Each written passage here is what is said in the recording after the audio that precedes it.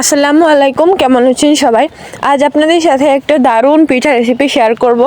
এটা হচ্ছে টাঙ্গাইলের ঐতিহ্যবাহী পিঠা, আমরা এটাকে মোচা পিঠা বলে থাকি।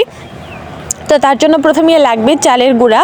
এখানে আমি শুকনো চালের গুঁড়া নিয়েছি, আপনারা কিন্তু ভেজাগুলোও নিতে পারেন, সমস্যা নেই।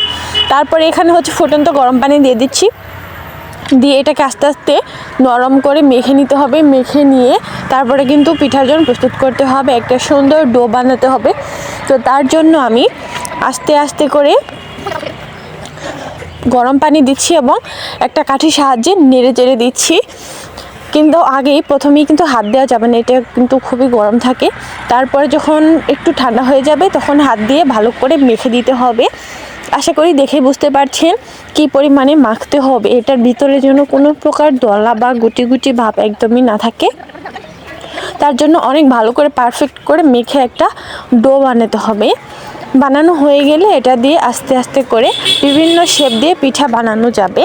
তো আমি লবণ দিতে ভুলে গিয়েছিলাম, তারপরে একটু লবণও দিয়ে দিলাম।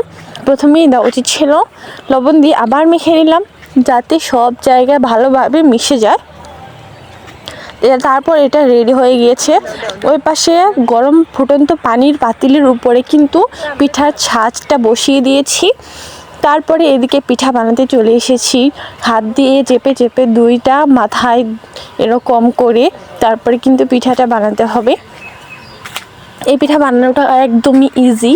তারপরে একটা একটা করে বানিয়ে হচ্ছে ছাঁচের মধ্যে দিয়ে দেবো।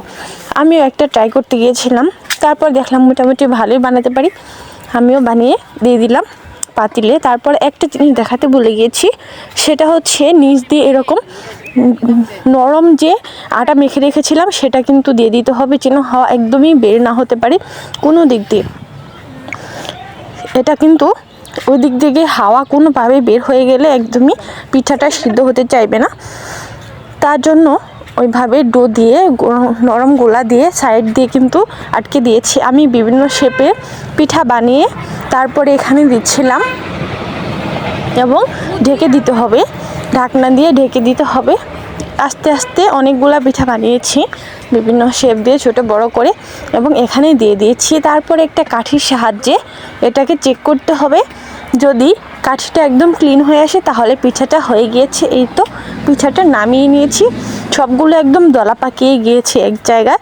একটু রেখে দিলেই কিন্তু, একটু হাত দিয়ে টান দিলেই পিঠাগুলো ছেড়ে আসবে।